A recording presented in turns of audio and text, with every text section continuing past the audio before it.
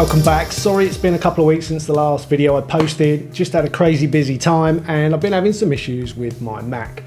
No one ever wants to have those kind of things going wrong when you work in the media, but it happens sometimes. And I've got to be honest, my Mac has been solid. That iMac is a 2015 5K model. When I bought it, it was like the all singing, all dancing, best one you could get. And it's been great.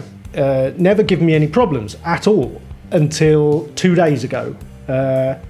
So basically last week I shot a big music video that I've been planning for a long time, and the shoot went great. My new camera worked perfectly. This camera I used a lot, that worked perfectly. The new gimbal worked perfectly. It was a really great shoot. All the footage looks amazing. Started editing, everything's looking really cool. I've done some really nice sort of animation and tracking using Mocha and After Effects and combined with Final Cut, and yeah, really happy with how it's going. And then on Monday night, I left it rendering, and Tuesday morning when I got up, I have it set up so that if you don't do anything on the computer for an hour, it logs you out if nothing's happening in the background, and then you have to log in just for security. I went to log in and it had forgotten my password. I put in my password and it didn't recognize it. I tried a few times just to make sure it wasn't me messing up, and then I was really confused. I'm like, did someone break in the middle of the night and change my password? I don't understand what's happened here. I did a bit of Googling on my other Mac and it was like, well, you know, this can happen, just do a restart. So I did a restart, and this time not only did it not remember, did it, you know, not accept my password, my user account didn't even come up on there. So yeah, so when I did the restart, not only did it not accept my password, it didn't even have my user account to log into. You had to put in your own name and it didn't recognize me. I couldn't get into my Mac, which was really freaking me out, because it's like, if I can't get in, how bad is this? Have I lost everything? It's a disaster. Anyway, I luckily found a website which was a big help. It basically told me how to boot into single user mode, which brings up a Unix window, and then using coding in Unix, which I don't really know very well at all. I just had to follow the steps this guy put on his website. I managed to create a new user, went back in, sort of got it working again, but I had to copy across everything. It had forgotten all my passwords, all my plugin authorizations were gone. My software was still there and everything, you know, all the footage and everything came back, the edit came back, but it took another day to get that computer working again. And yesterday it was working fine. I did quite a few hours work on the edit yesterday. And then this morning when I came back to my computer, I went to log in, it had done it again. Which is just so frustrating. Luckily in the in-between stage where it worked, I made a complete clone of my system drive, and at the moment what I'm doing, well, I've done it twice. I've got a second clone now, and that clone at the moment I'm updating to a newer operating system just to see if that fixes the issues. But right now it's just, I'm scared to ever turn my computer off again at the moment, which I probably won't turn it off until I finish this edit. Anyway, I just hope it's not terminal, and I hope I don't need to buy a new Mac, because that's expensive and I don't really want to do that right now. So that's where I am with that. Hopefully it all comes back to life and everything will work, but if it doesn't, it doesn't, and you know, I'll deal with it then. But yeah, yesterday basically what happened, or this morning rather, when I logged in, the same thing happened again. So I went through the same process with Unix, set up a new account. It crashed halfway through that, and I'm like, oh God, I don't know what to do. Nothing was responding, keyboard, mouse didn't work or anything. So I had to do a hard reset with the button on the back. And weirdly, it just came back to normal. My account was there, it took my password and everything works fine. So I'm like, I really don't know what to do with that. So I'm busy updating a backup version of it to the next operating system up, just to see if that makes any difference. Anyway, while that's doing that, I figured I'd try and catch up on this. So what I want to talk about today, putting the Mac issues to one side, is the master bus. When you're doing a mix, the master bus, the stereo channel that all the mixer channels feed into, which is your master. From that is where you bounce, either in real time or offline, depending on how you work, your final master. So the plugins you have on your master bus, some people call it the 2 bus, are the final stages of your audio processing before you have your master. Now, depending on what level you're working at, it then might go off to be mastered. That doesn't mean you don't have settings or things on your master bus. It just means you don't squash it, you don't put a limiter on the end, you don't ruin it so that the mastering engineer's got nowhere to go with it. So bear that in mind.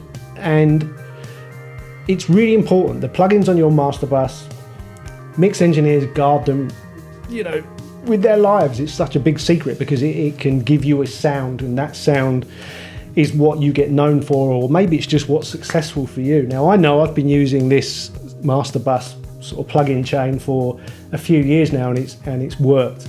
It's got all the mixes I've done on it have been accepted by record labels. They've been played on the radio. They've gone off to mastering engineers, never had any bad comeback. I think it makes everything sound better. So, your mileage may vary. You may want to do things slightly differently. Everyone is different, but this is what I do, and it's the order I do it in. So, the first plugin in the chain in my master bus is the Waves Puig Child, which is basically it's a Fairchild compressor emulation. And I literally just tickle it a little bit. It's not compressing very much at all. It's just basically running through it. And I have the ins and the outs set just so that it's not distorting or anything like that. And all it's really doing is adding a little bit of character. And you can hear it. If you bypass it, turn it off, you can hear what it's doing. It's a subtle amount of harmonic distortion, but I really like the sound of it. So that's the very first plugin it goes through is that. After that, I use the Logic InOut plugin to route the signal out of my computer, and it goes analog in to my SSL6 mixer. It goes through a stereo channel, and the settings on there are there is no EQ or anything on those stereo channels. It just literally goes through that, and then it goes to the master, and you have the G-Bus compressor on there. Now, it's not a fully functional G-Bus compressor. It's literally just got threshold and more or less compression. That's kind of it. You can't do anything else with it. But again, I just a tiny bit of compression off there, normally so that one LED lights up at the peaks.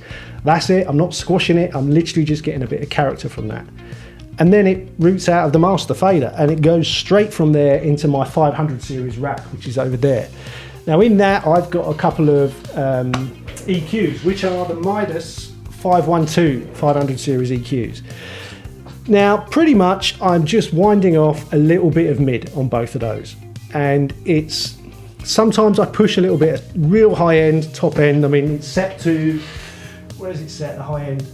It's set to 20k, and I'm pushing a tiny little bit of that real top end, and the real low end, that depends on the track. Normally I have it set completely flat at the bottom, but sometimes if I'm working on certain stuff and I get to the end, I'm like, that could do with a little bit more beef down the bottom end. I just push it a dB maybe, or sometimes I pull it the other way.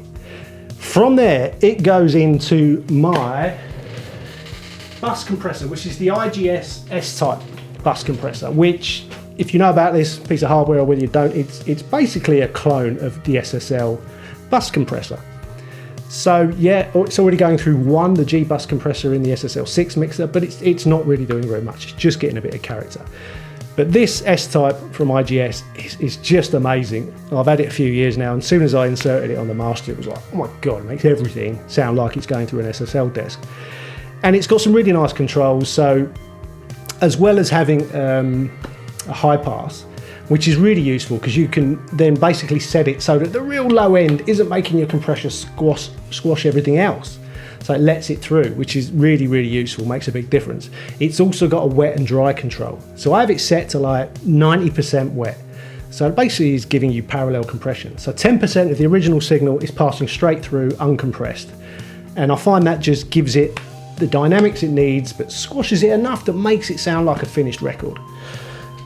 From there, it goes back into the computer and it goes into the Waves S1 Imager plugin, which is basically giving it some width, some extra width. And I think I have it set at about, I can't really see. So it's about the fader on the right, which is the width setting. It's probably, I don't know, like 6 out of 10. And it's just enough to give it an extra little push wide, in the wideness stakes, which is just a really nice thing to do. It leaves the center stuff alone. It just pushes anything that's hard panned a little bit wider, makes things sound like really lush. From there, it goes into the Aphex Vintage Exciter. If you've ever used the Aphex All Exciter, it's a really cool bit of kit, but you have to be really careful. It can make everything just sound a bit too much. So I tend to just use it on the master bus, and again, it's not doing a lot. I've got the mix control set at 4, and if you bypass it, you can hear what it does. It sort of loses a little bit of sparkle, put it back on, it sounds all bright and lively. That combined with the width just is a lovely thing to do. Now that would be the end of the chain. If I was sending this mix to be mastered, that's where it would end. But if it's a mix for me to listen to, or to give to a client or an artist to listen to, then the last one is the L2 from Waves, the Ultra Maximizer. I just set it on high-res CD, make sure that it's like the peaks are making the red or limiting bar sort of show up, and it just gives it that nice loudness that you expect to hear, and it matches the level of everything else you'll hear, so that you can do a proper comparison. So there you go, that's my mix bus. Now, an important thing to know about the mix bus is that it's no good doing your mix and then putting that on there. Do that first. Mix into it, mix into the compressor, mix into the exciter, mix into the stereo width. So you can hear straight away what's happening, and you mix into it, you push into it. The only thing you shouldn't do that on is the limiter. The L2 should never be on until you're absolutely finished. Everything else, have it on and have it set how you want it to sound, and mix into it. And generally, you don't have to mess with it. And I can guarantee you that if you get to the end of your mix and you bypass that master section, your record will all of a sudden just sound dull and lifeless. This gives it real energy, gives it a really nice punchy sound. So there you go, that's my master bus. I've totally given it away. I honestly haven't held anything back. That really is what I'm using and how I'm using it. Now, would I change it if I could afford, let's say, some more expensive EQ modules? Would I change the bus compressor if I could afford a more expensive one? I don't think so. They're doing exactly what I need them to do. They're very clean. There's no noise from this at all. Everything is absolutely silent, getting no analog hiss whatsoever. So I don't think I would change anything. I mean, I did look at maybe getting a Pultec EQ or pair to use for the EQs, but it's kind of overkilling it, considering how little I adjust it. Once it's set, it just does its job. So those Midas modules, they're incredibly good value. They sound amazing. I'm tempted to buy a bigger 500 series rack so I can have more of them, because I'd use them on more stuff. They sound really good, so check them out. But yeah, I think the best bargain of the whole thing is the S-Type, the IGS S-Type compressor. Wow, I mean, it's amazing. I would definitely buy another one of those. That would be great on subgroups as well. So there you go, that's my master bus, my 2-bus, whatever you want to call it. Try it out, give it a go, or use similar plugins, but absolutely do something. Don't just stick a compressor at the end. Get creative, do something that's going to give your mix some energy and some space and some width. And my advice would be to be very wary of multi-band compressors. When multi-band compressor plugins first appeared, I used to use them on the master bus, and it causes all kind of problems. That is the kind of plugin I think should be reserved for mastering or fixing problems, not just using, just anyway. I don't think it works for that. And I found I ran into a lot of issues with that. So maybe avoid a multi-band unless you've got an issue you need to fix at the end of your mix, in which case insert one at the end and try and fix it. But yeah, there you go. There's my master bus. I hope that's useful, and I will see you again soon. See you later.